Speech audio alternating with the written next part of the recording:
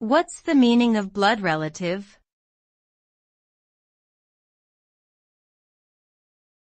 Blood relative.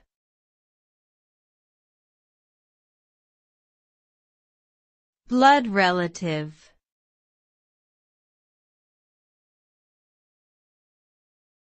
Blood relative.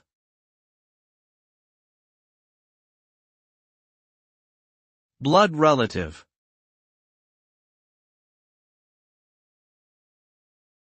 The term blood relative refers to a family member who is related to you by biological ties.